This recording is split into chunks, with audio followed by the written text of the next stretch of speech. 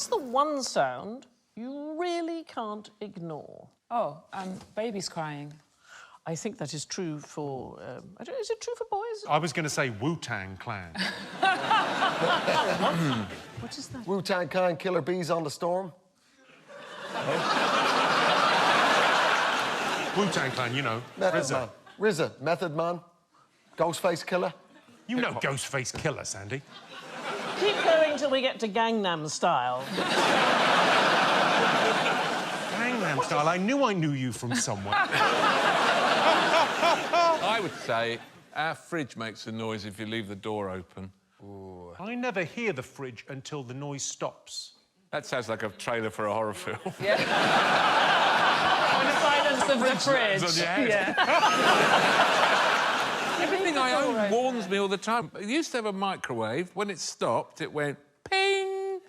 And now it goes beep, beep, beep, beep, beep, beep, beep, beep, beep, beep. Is it reversing? Beep, beep, beep, beep. But it keeps reversing forevermore, until there's a power cut. Do you think the people making white goods for your house have seen you on this show? My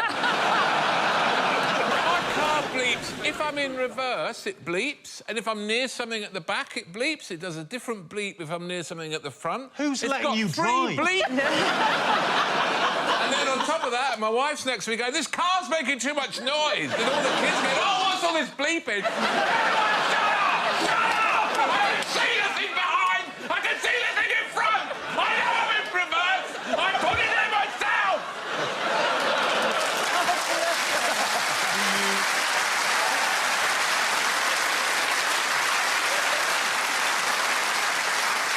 Sadly, on his 234th show, Alan Davies had a complete breakdown. The dopamine, I just had the dopamine. Everyone heard you, yeah. Anyway, I wasn't talking about any of those things. Technically, we are talking about the one sound a child cannot ignore. Oh, ice cream van. No. It's the sound of a woman's voice, is what we now know. So children tend to sleep through fire alarms and so on. They tend to sleep through them. It's partly because they sleep more deeply. I read about this, so they were going to have a smoke alarm that had a voice coming out of it if it was in a child's bedroom. Absolutely right. There is a really strong response to a maternal voice, and that is why there's going to be a new kind of smoke alarm with a female voice, so they've been testing them. I don't know if this would do it for me. It was a woman's voice going, wake up, the house is on fire. No, you want a bit more urgency. I think that might be better than the alternate. My mother was an incredibly sweary woman. Yes. And I think if she'd recorded a fire alarm, it would have been just filth. It would have been like a pirate was doing it. Dundee University, working with Derbyshire Fire and Rescue, they tested smoke alarms in 2017 on sleeping children, and it is astonishing, the difference. The woman's voice will wake the child up 86 to 91% of the time, whereas a tone alarm just over 50%. Apparently, incorporating your child's name into the recording makes no difference whatsoever. Call a little girl Frank, and they wouldn't make any difference. I think if you use your child's name, that's when they ignore you. Yes, I missed They hear their name and think, uh-oh. Yeah. Why have that thing when they use your full name? If I was ever referred to as James, it would... Oh, I'm in a lot of trouble. Yes. What are your middle names? Anthony Patrick. Did they sometimes use the lot? Then you're really in this shit. I think that's called a judge. You're in court.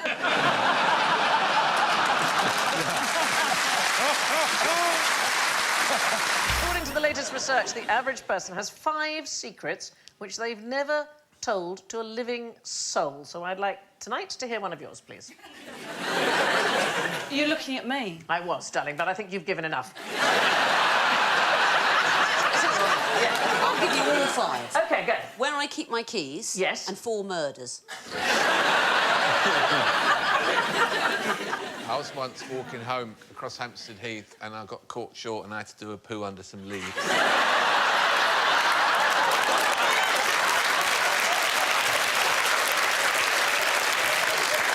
Did you have to do that 5 times? 4 other secret poos I've done, probably. Sorry, so let's just retrace our steps. Yeah. So you're crossing Hampstead Heath, trousers down. No, I didn't have my trousers down till I needed to go. He doesn't walk round with his trousers down, do you? But then as I went to pull my trousers up, I slipped over and it... Excuse me, sorry. Have you not been mocking me? Not mocking you, I've been sympathetic. No, you haven't. And you've shat in a bush. Did you have any paper with you? No, I used some leaves, and that's what I slipped on. And my glasses fell off. I had to go home. And when I got home, I couldn't properly see my house. I thought, where am I going? My glasses have fallen off. And I had to go back and look for them. How drunk were you? It was pretty Bit steamy. The Columbia Business School, it was a study, they used 38 categories of secrets. So there's all the normal ones that you might have, you know, stealing, cheating, fancying somebody that you shouldn't fancy and that stuff. But they also had some odd choices. So a secret opinion, not liking something that people think that you like, planning a surprise for somebody, a secret hobby. And they asked 2,000 participants if they had any of those kind of secrets. Oh, I didn't really realise those were the parameters. I thought... Oh, terribly humiliating event. I didn't realise, like, a secret opinion. But I like yours as a benchmark. I think it's very... Oh, he did it on the bench as well, did he? That was designed by George Stephenson of the rocket fame. Was it? The first locomotive, yeah. And it's to do with the garden? It is to do with the garden. He was a very keen gardener. What did he make most money out of? That or the... the train? I think the train was a bigger hit. Right. But he was a very keen gentleman gardener. I bet he was really tedious and wouldn't talk about the train in interviews and would insist on talking about his bloody... I feel you're In right. many ways, it's the work I'm proudest of. Yeah, but it's crap. It's just a bit of glass with no top. It would protect some You've got sunlight, I think, is an important Yes. factor here. The sunlight, because we've got glass. And what does glass do? It can magnify, Stephen, can't it? Yes, it can. Refraction with it, can't we? Yeah, OK. or refraction. Refraction, whatever. Whatever, it doesn't matter. Let's not get bogged down in that. Yeah, quite. We're here to talk about gardening. I'm silly, I'm sorry. What's oh, hello. No. You found out... No, It's a saw. it is.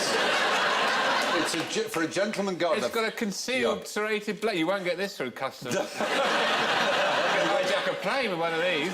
I can't make it work, though. Why won't it go forward? It'll only go that way. Well, that's how you start the That's how stroke. you start sawing. It won't go back again. Have you ever used a saw? I don't think it's designed for exercise books. No, that too. David has a point. It's for the gentleman No! I want to saw something now. These belong. I just want to say... These have been lent to us by the Garden Museum. It works, it works. Oh, it really does! Oh, my God!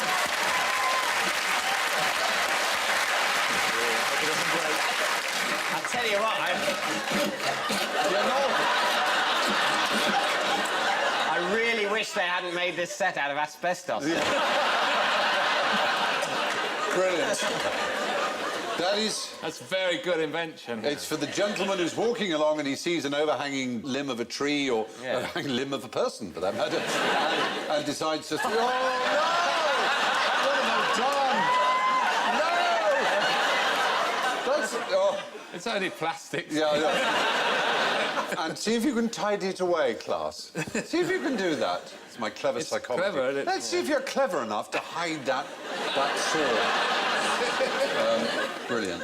Well, that was great fun. You got any more? No, very good. Now, this third round is about actors.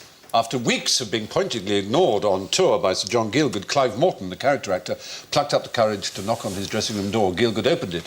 "Thank God it's you," he said. "For one dreadful moment, I thought it was going to be that ghastly bore, Clive Morton." Now, why, Hugh? Yes? Why does the actor Edward Woodward have 4 Ds in his name? No, what are you doing? What are you doing? I'm sorry, it was a spasm. You can't do that. I'll put it out. Just carry on. Did you know, this Forget is I'm quite here. interesting. Yes, good. That's what we're here for. Did you know? Very good. Kiwi fruit uses more than its own weight in aviation fuel to get from New Zealand to Europe.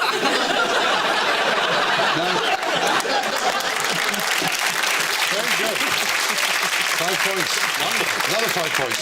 It sounds mad, but is of course, true, absolutely. And regarding the Edward Woodward... Yes? That's how you spell it. No, Hugh, you. No, really, that's fine. I was going to say exactly that it's got that many D's in it because that's his name.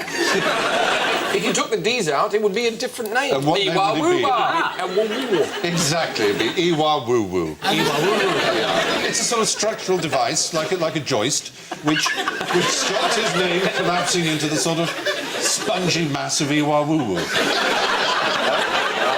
You were mentioning Edward Woodward, and before that you mentioned John Gielgud. John Gielgud, when he first heard the name Edward Woodward, said, "This is an interesting name. It sounds like a fart in the bath." It does. Very good. For another round of general ignorance. No, I don't want to do general ignorance. Why not? Because I always get them wrong, and I will not be humiliated at Christmas. Well, you don't know anything, that's the problem. Well, it's you have all the answers, so why... There's no point telling me I don't know anything. Well, do you think it's easy for me, do you? Yes, I think it's quite easy for you. All right. Why don't you sit here, and I'll sit there.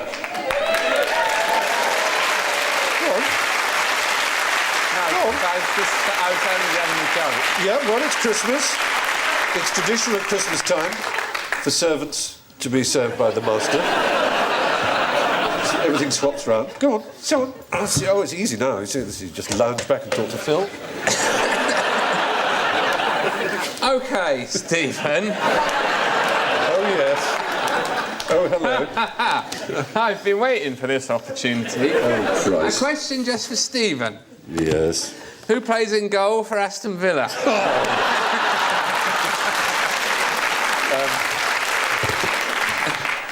Well, I do know you've got a Swede called Thomas Sorensen who plays in goal, but has he been taken over by Stefan Postma? Postma, Postma, yeah.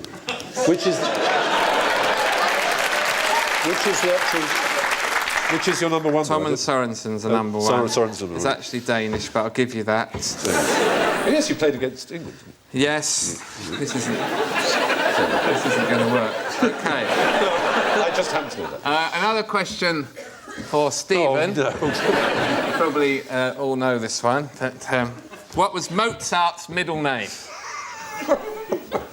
This is going to be a trick question, isn't it?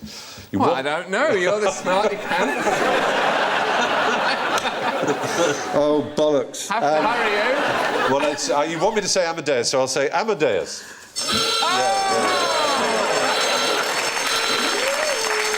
Wolfgang. His full name was Johann Chrysostomus Wolfgangus Theophilus Mozart. He usually called himself Wolfgang Amad, not Amadeus, or Wolfgang Gottlieb. This question for Stephen Fry. How many states of matter are there? Oh, hello. Well, if you count plasma, I suppose 4. Liquid, solid, gas. 4 is wrong. 6. I'm surprised at you, Stephen. Oh. Print it down, is it? They are, of course, solid, liquid, gas, plasma, Bose-Einstein condensate, and fermionic condensate, sometimes known as filament. Just done.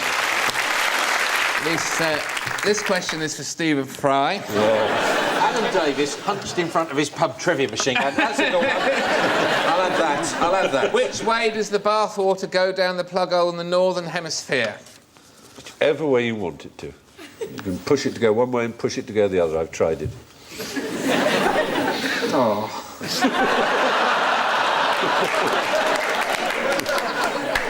Yeah, that's true. Stephen, what are you doing in that bathroom? I'm pushing it to go one way. I'm pushing it to go the other. I'm the master. How is it possible to live on a diet of smut without the neighbours complaining?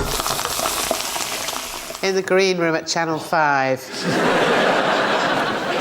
A diet of smut is the clue, however. Is it some sort of Norwegian food or something? Not Norwegian. It's called smut because it's a sooty black thing in its most primitive form. Caviar. No, really sooty and smutty in that sense. A bit of coal. No, but a living thing. Fungi. A fungus, exactly. It's a fungus, like a little... Why did the mushroom go to the party? No. Oh, not that joke. Why did the mushroom go to the party, Alan? Because he was a fungi. Lovely. Lovely. What's wrong with that joke, then? That's a joke for, like, an imbecile. You know, of kind of 0.7 years old. What's brown and sticky? Oh, no. I don't know. A stick. I know. I'm worried by the audience What reaction. do you call a boomerang that won't come back? A stick. A stick. Do you have any other jokes where the punchlines are Loads. stick? All right. What's orange and sounds like a parrot? A carrot.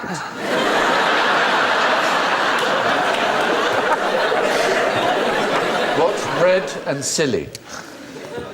A blood clot. Oh, don't look at me like that! You pig-eyed sack of shit! Don't you do that! You spoiled it. Now, the smut fungus, Ustilaginales or something similar, is found in Mexico, in particular where it's prized as a food. What's red and sits in the corner? A naughty strawberry. Very good. What's green and sings? Elvis Parsley. An endangered mammal that eats bamboo. Panda.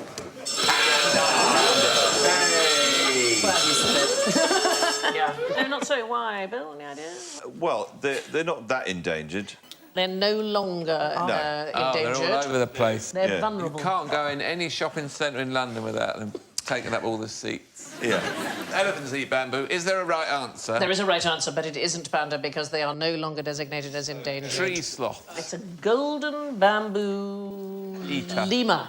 A there, look, how cute is that? A bird of prey. There's only the two of us left now. I'm the World Wildlife Fund. Stop eating the bamboo! That's what I can say!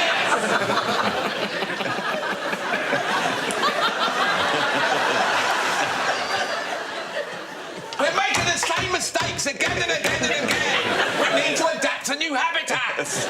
Shut up, I'm eating all the bamboo before the bird comes back.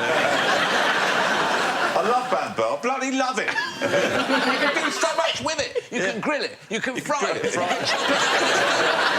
can make scaffolding out of it for building a lemur It's house. a very flexible plant. Everyone knows that. You can make a xylophone out of it, for There's God's loads sake. of it. Why are we dying out? We should be thriving. We're not having enough sex. It doesn't really look like bamboo, though. I mean, it looks like he's crimping the end of a joint.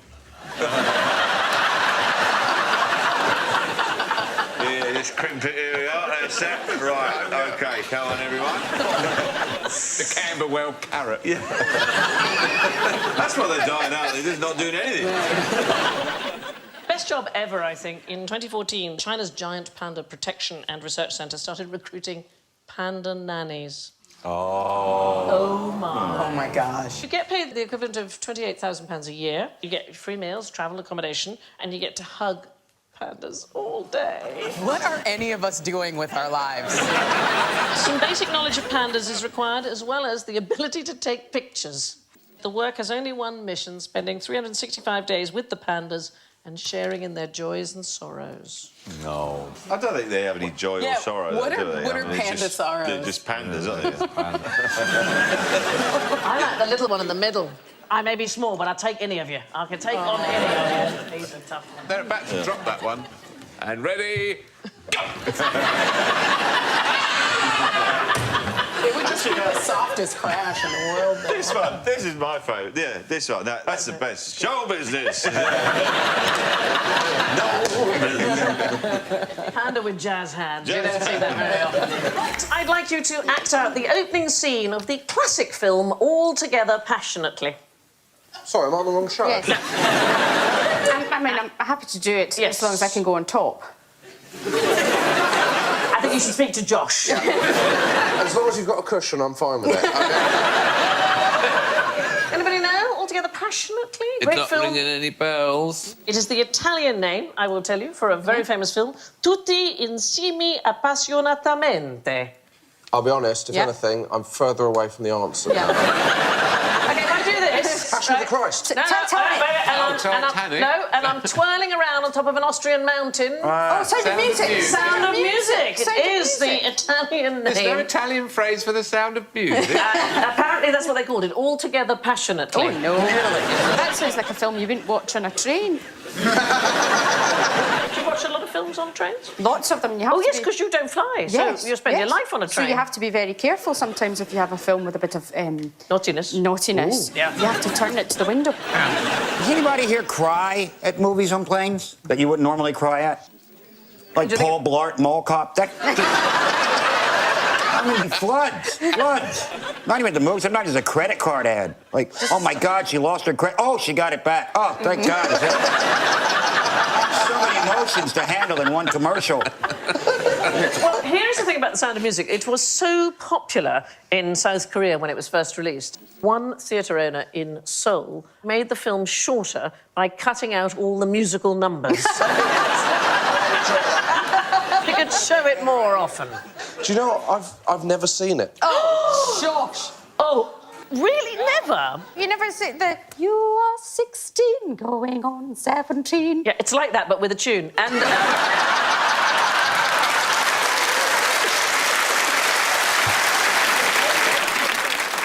I was once lucky enough to meet Julie Andrews. It's the only time in my entire life I've been completely speechless. Because she wouldn't shut up. She just kept asking me what my favourite things were. It's very annoying.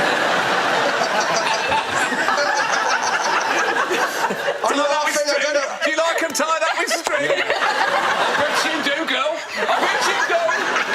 What's a deer? What's a female deer? Come on, leave me alone.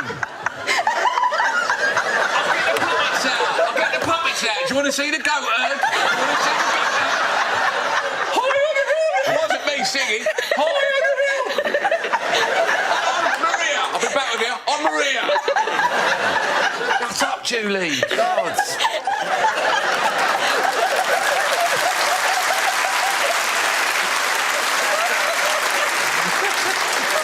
I'll be honest, I understood none of that. Let's hear how you all intend to end it all. And Dara goes. And Jimmy goes. Doon goes. That's nice. And Alan goes.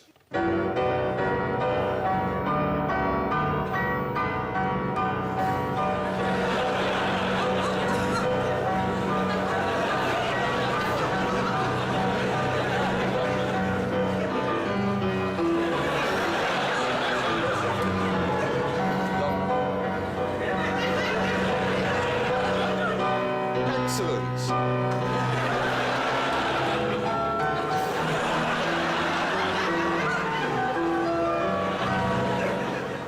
Great. Thank you, Alan.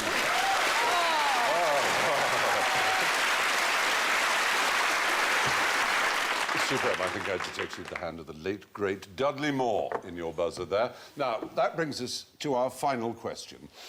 What were the last words of General Sedgwick in the wilderness of Spotsylvania? He hasn't got a mouth. So there weren't any words at all, unless he wrote them down. In a convenient bubble that he carried around with him.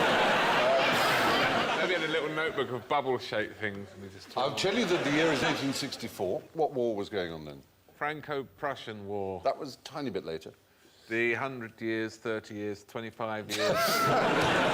Civil, American Civil War. The American Civil War. The So we're American talking Civil about War. Yeah, well done.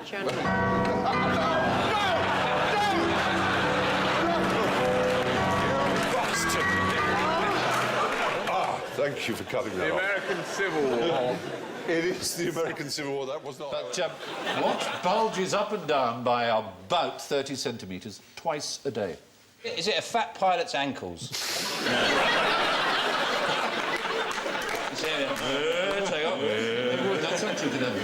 Mount Everest. Yeah. Not well, actually, sort of expand that. The whole surface of the Earth. The Earth's crust? Yes, the whole Earth. Is it? Yeah. In the same, we know that the seas do, because of the More than a tidal foot, pull though. of the moon, but actually the Earth, too. is also pulled slightly. The actual physical Can we hard clear Earth. up once and for all how the moon makes the sea go in and out? If you think... He's just tricks. He's like Objects some in, kid objects wasting in time space in are class, attracted isn't to he? each other at a ratio which is the inverse of the square of their distances, as Newton made clear in his... You see, that's too hard, you see. So, imagine you're talking to a small child. Yes. I was. You were in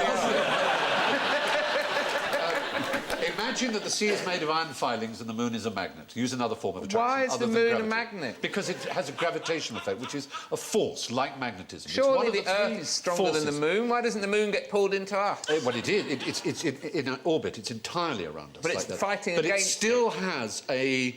You know, we have a massive effect on it. If it had water, obviously its tides would... You know, Be a doesn't terrible matter. state. Yeah, but so as over each bit, it's literally pulling the seas, and they sea. bulge, and you get the tides. Does and as it pull goes the round- liquid in people, though? To We are, some extent... 90% water, aren't we? Yeah, there is an argument. Aren't we going... the whole time? Never mind all this, you've got Pisces rising in your Saturn. you're absolutely right. That's all just a distraction. The moon's making us go... all the time. It's not making us do that all the time, or we would have noticed, but... in a very minor way... Some people do that. We behave a little bit like the Spanish basketball team, because... Have you ever heard of a thing called a book? Yeah. About that big, and you open them up at the front, right, and there's all the words. And it sucks them into Always your good to learn, brain. Sean, it's never good to mock people who are trying.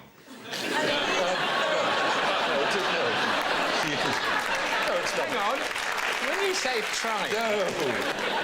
Alan, why will you never eat my noodles?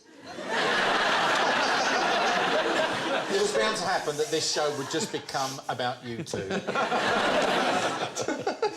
Just haven't agreed on a fee, have you? Remember, we're involving people from countries beginning with K. Kenya. Well, which have particular association, perhaps, with noodles. Kent. Kent. Famous for the Kentish pasta. No, go east. Korea. Thank you, Josh. In Korea, noodles, of course, are very popular. Of course. And when will I eat your noodles means when are you getting married? In other words, when are you going to be throwing a party in which you will serve noodles? So it's just a Korean phrase. It's like saying, when are you going to tie the knot? When am I going to eat your noodles? Well, you're already married, so I'm not going to eat your noodles, and you didn't invite me. I did invite you. Oh, you didn't did? come. No, I could... That's right. That was abroad. That was abroad. Yeah, you know what you were doing? You were filming an episode of Bones. Yes, I was. I've never been so insulted in my life. I'm so sorry. I'm so... Oh, God, how embarrassing. I'm so sorry. Anyway, that's what it means. Here are some other Korean phrases, though. The other man's rice cake always looks bigger.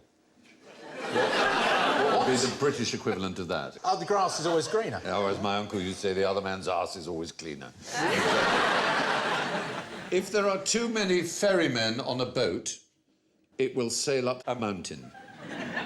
Is that just literal? Probably, but maybe. If they say that in North Korea, the boat is going up the mountain. That's true. There is Too many cooks spoil the broth. too many cooks spoil the broth.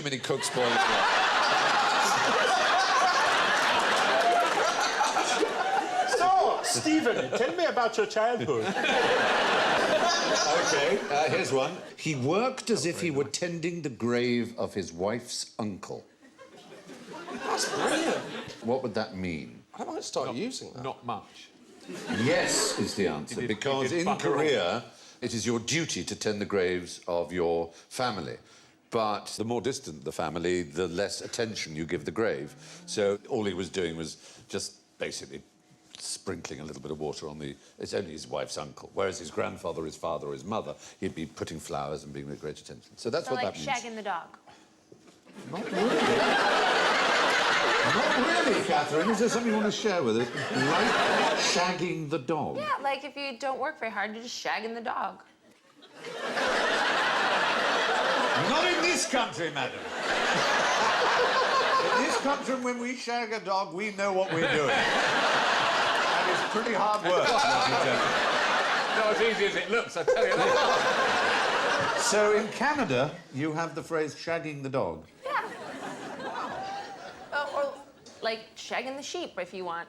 Whatever. That's not fine. Again, perfectly common practice over here, but not considered a light or unburdensome task. It just means like having an easy day.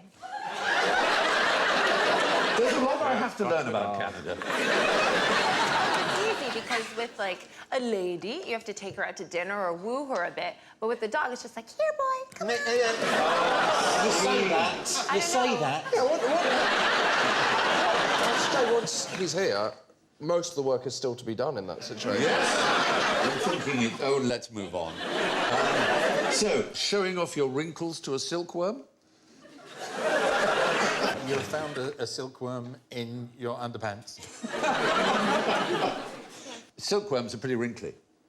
So if you show your wrinkles to a silkworm, he's going to go, nah, I can do better than that. So it's like teaching your grandmother to suck eggs. Oh, that's imagine how wrinkly a silkworm's knackers are. And finally, he disappeared like a fart through hemp pyjamas.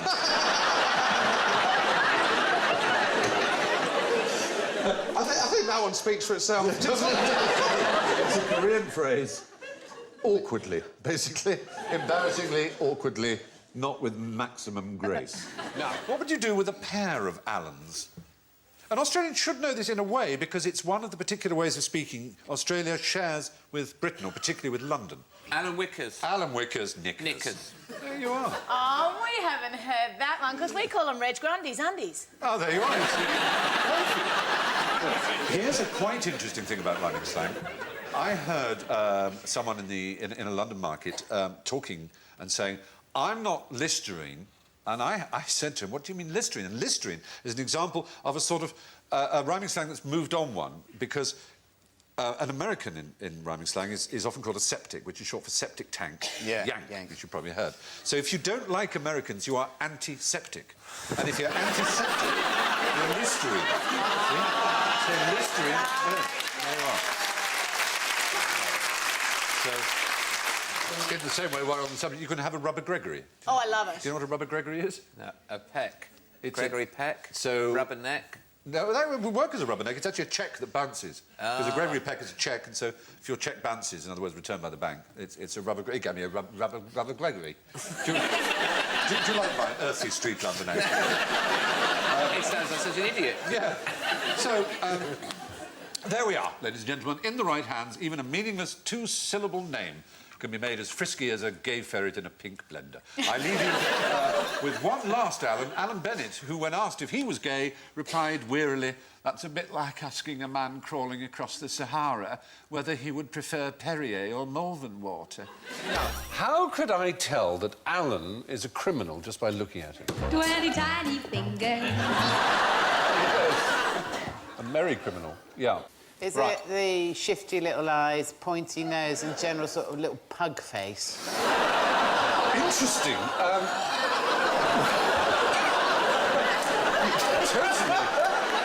Totally unfair reading. Never seen you happier. Never been happiest I've ever seen you. That one's been building up for over 20 years. This one out on telly. One day I'm really going to tell you what I think of it. When will that opportunity arrive? Oh, go on. Is this like the phrenology? Well, in fact, I have a phrenological...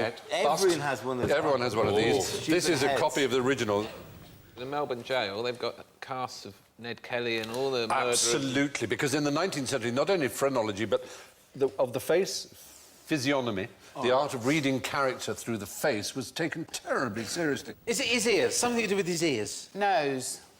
Well, I'll tell you, the father of physiognomy was, of course, one of Alan's best friends, Aristotle.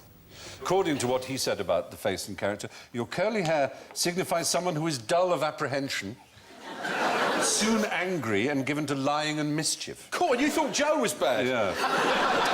The distance between your eyebrows, as worked out by the QI elves, is that you are hard-hearted, envious, close and cunning, addicted to cruelty more than love. Oh. Dara. Yes? He who has a large, full forehead and a little round withal, destitute of hair, or at least that has little on it, is bold, malicious, high-spirited, full of choler, apt to transgress beyond bounds, and yet of good wit and very apprehensive. There you are. You threw me a little bun there at the end, didn't you? Yes. It was like, you are a scumbag, scumbag, scumbag, scumbag, couple of gags, scumbag, scumbag, essentially. Exactly, basically. Whereas Phil, he whose hair groweth thick on his temples and his brow is by nature simple, vain, luxurious, lustful, credulous, clownish in his speech and conversation, and double chin shows a peaceable disposition, but... Think on. Vain, credulous, a great supplanter, and secret in all your actions. And not to mention peckish. Yeah. Well, there is that. Joe, one whose hair is of reddish complexion, is for the most part, if But not it's always, hair dye. proud, deceitful, detracting, venerous, and full of envy. Venerous. Yes, as in venereal. Sort of... Disease. Yes, to do with...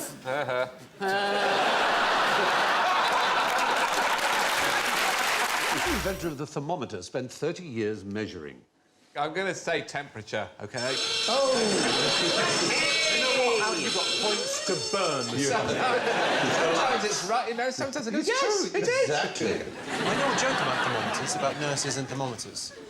It's about a rectal thermometer. Go on. Well, it's just a nurse finds a rectal thermometer in her pocket and goes, "Oh, some arsehole's got my pen." It's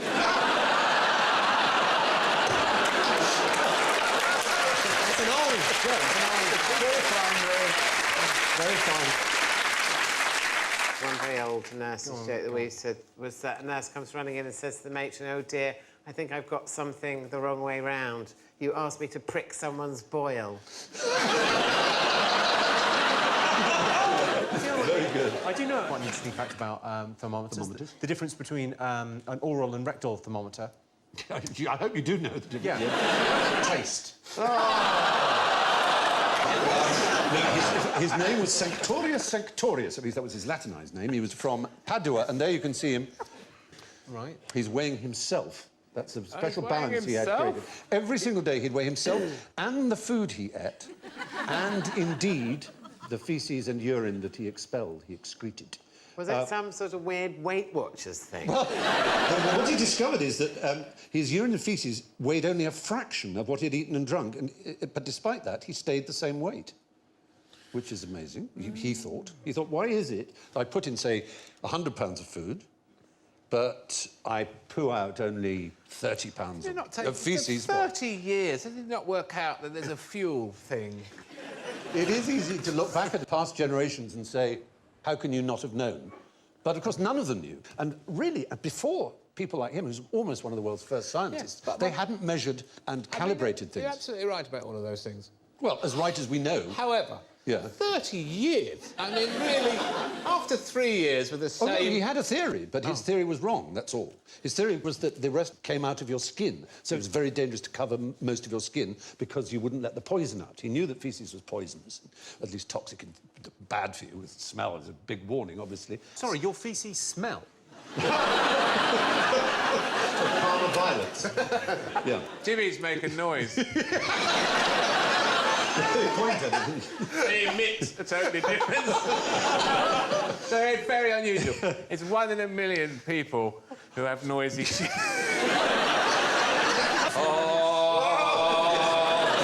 Very good. He co-invented with his fellow at Padua, a much better-known scientist. Who would that be in the same period? Co-invented... His co-inventor. Not Da Vinci, no. Is he going to be Marconi. centigrade or... It won't be future, it will be past, whatever it is. Galileo is the right answer. Oh, I nearly said Thank you. I was going to say Scaramouche or Fandango. Galileo Galilei. He could do the Fandango! Yes, he could, darling. That's right. Something from the lightning! Please. Very, very frightening! That's what one of Jimmy's poo sounds like. No. Galileo, Galileo! You're right in there, Jimmy! In a minute, I'm reading a very interesting article.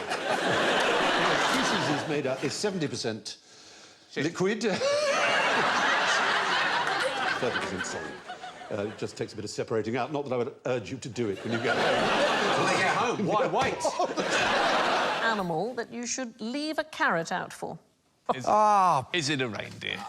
Oh, no. Is it a spooky garden owl? It is a spooky garden owl. No. It's not a rabbit, is it a hedgehog?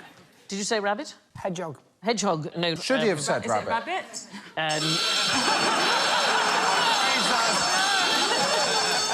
So, bad news for children who leave carrots out for Rudolph. Reindeers find it hard to eat carrots. They don't have incisor teeth on the upper jaw, so they never evolved to eat them because it's not a foodstuff they would find in the wild at all. Have you heard about the carrot swindle? Do you know about the carrot swindle? How about the carrot swindle? When you go to your self-serve checkout, everything you put on for whey, you just press carrots. Really? Yeah. What, so you'd be like buying an anvil and you'd press carrot? Yeah, so you put down, what's an expensive vegetable? Prosecco.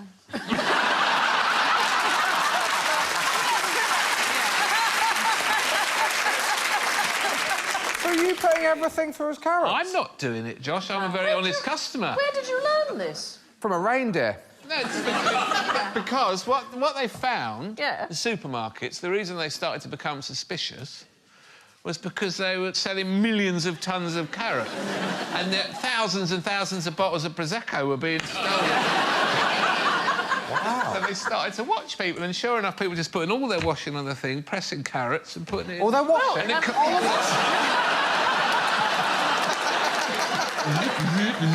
people are putting all their shopping on Yes. the thing, pressing carrots, and they've got 6 bags, they paid 12 quid. Theft from self-service tills has doubled in the last 4 years, so you should not put this information out. I'm doing it for Sainsbury's. Yeah. Yes. But Alan, when you put your washing on, what should you press? Why should we not give carrots to rabbits? What's the reason for that? Oh. It's just not good for them. Yeah. Greens are the best thing. You're absolutely right. Wild rabbits don't eat root vegetables in any way, or fruit at all. Too much sugar, not good for you, causes tooth decay. Best diet for pet rabbits is hay, supplemented with some dark vegetables, but certainly not carrots. Let me show you the world's biggest rabbit. This is Darius, owned by Annette Edward. There Whoa! it is. Yeah. He is not happy about being picked up there, is he? Bill Bailey's got 2 of those, and he told me that his was the biggest rabbit in the world. Well, apparently this one measures 4 foot 4 inches from nose to tail. Costs her over £2,000 a year in food bills. We're going to have a rabbit off with Bill and that one. 4 foot 4. That is brilliant. It's fantastic, isn't it? I mean, that's nearly as tall as me. Mind you, a lot of things. I know, but you just want that to be in the garden when a cat comes over trying to bully it. The unrealistic thing about the Father Christmas story is that reindeer don't actually eat carrots. Now, 'tis the season to be jolly, and tonight we have some jolly, silly questions. In fact, we have trawled the QI archives for the silliest questions we've been asked over the years. This one is from 2006, and it's from a Mr. Alan Davies. Alan, this is the question that you asked in 2006. Perhaps you would read it out. If you went up into space with a mouse and an elephant, would they both become weightless at the same time? Right, so there is you in 2006 asking this question. I forgot that you were in the Wonder stuff. So what do you reckon? You've had 12 years to think about it. If you went into space with a mouse and an elephant, would they both become weightless at the same time? I would say that, yes, they would, because gravity disappears from both of them at the same moment, right? Yeah, if there's no gravity, you weigh nothing, so it doesn't matter how big or small you are. Yeah, but the elephant would be so afraid of the mouse, maybe he jumps. Elephants can't jump, did you know that? Don't mess with his It's science. one of the reasons why they're afraid of mice. Because they can't... Alan, if only the elephant had the foresight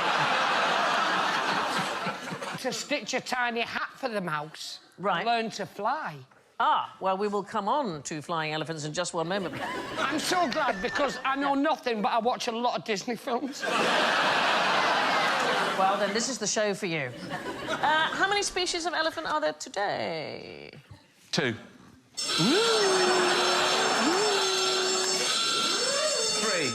There are 3. There is the Asian elephant. Got it back. Grabbed it straight back. There's the Asian elephant. It's harder than it looks.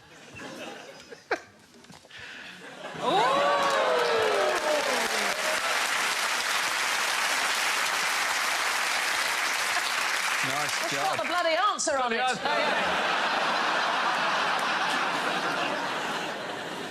Come here, sweetie. Thank you.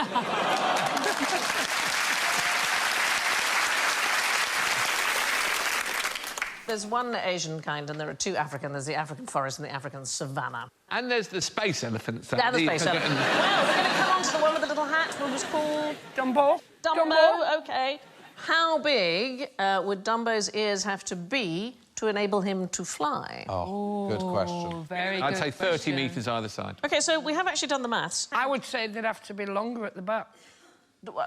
Why? If you look at an aeroplane, Yes. the wings are in the middle and Yeah. these are at the front. Yeah. So they'd need to... So it's not how wide they have to be, it's the depth. Yeah. I don't know why you didn't go into something technical for a living. Come round and I will show you my big book of rejection letters. Honest to God, the one off NASA is just... Yeah, you're not allowed to come up and you're not allowed to bring your elephant either. So the width? Yeah, the so... I think So here's the thing, if they were rigid, they would have to be a 20-foot ear span, is what we've worked out. But if they were floppy like a hang glider, this is Dumbo, they would have to measure, and we've done this to scale, OK, they would have to measure 60 foot from tip to tip in order for this to work. So if you take that, darling, so that's how big, if Dumbo were real, the ears would have to be that big. I'll be honest, if they were that big, the mother would reject him. Yeah.